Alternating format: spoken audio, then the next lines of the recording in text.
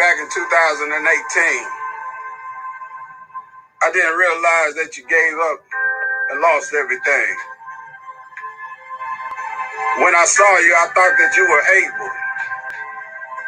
I didn't know that you were mentally unstable. I thought you were living your dream, not to know you had lost everything. When many were just saying, I want to put 10 toes down, I didn't know your weight grew to almost 400 pounds. I didn't know it hit you that hard. I didn't know you lost your job. I saw you hanging with different types of folks, but I didn't know you were broke. I didn't know, my brother, and I'm sorry. I didn't know you were undisciplined. I didn't know you were angry. I didn't know you were rude. I didn't know you were a know-it-all that was about to fall. I didn't know. But what I do know is that when you threw in the towel, you went back and got the towel. You wiped yourself off. You picked up your dream. You went back and got everything that you lost, no matter what it cost. And what I do know is that you are here to inspire. And anybody listening to you can do what you did.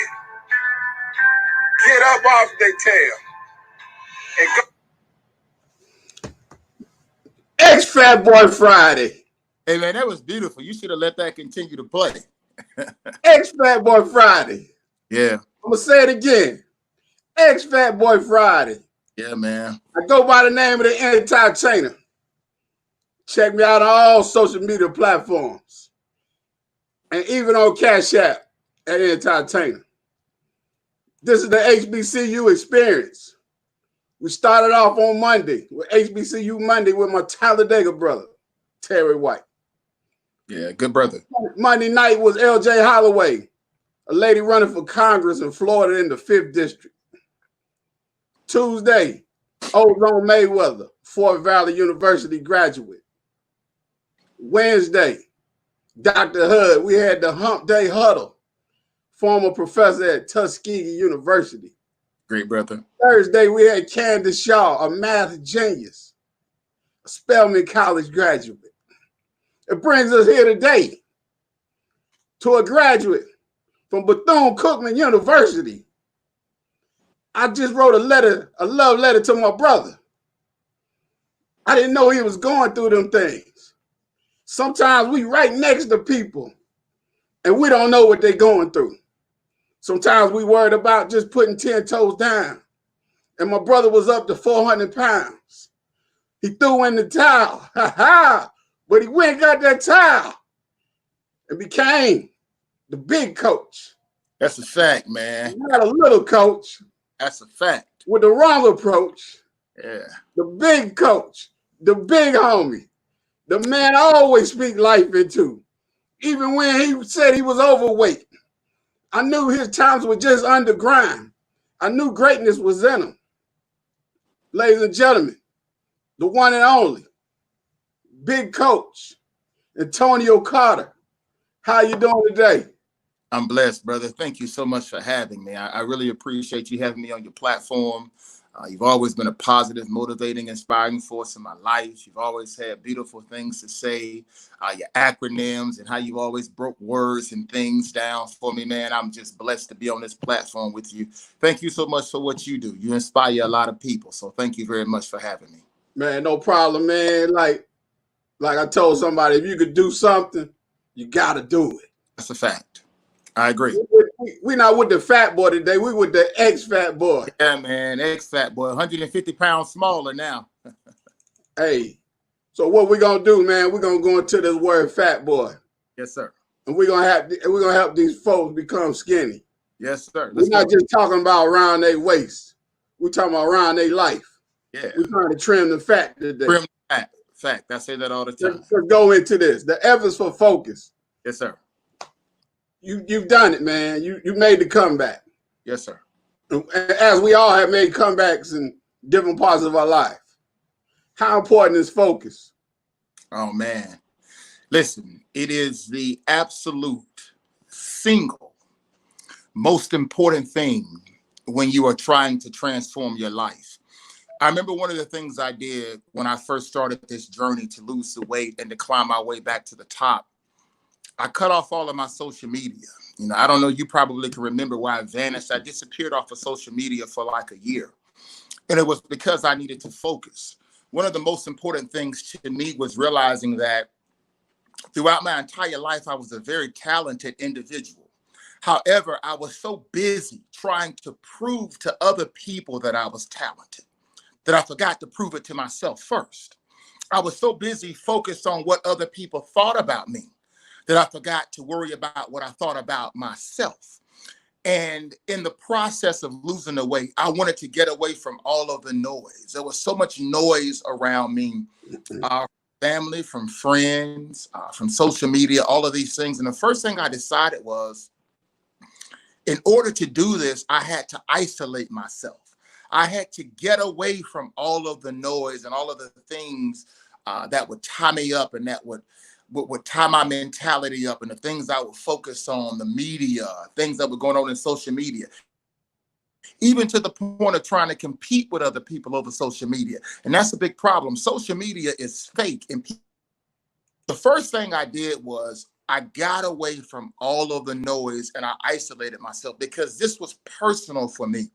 And what I found is a lot of times through social media and other avenues, we post things because we want likes, or we want instant gratification. We want people to see what we're doing, so on and so forth. But when it becomes really personal for you, when it becomes personal, not for people on social media, not for people who are looking at you, but when it becomes personal to you, that's when you really have to focus. So focus is the major thing.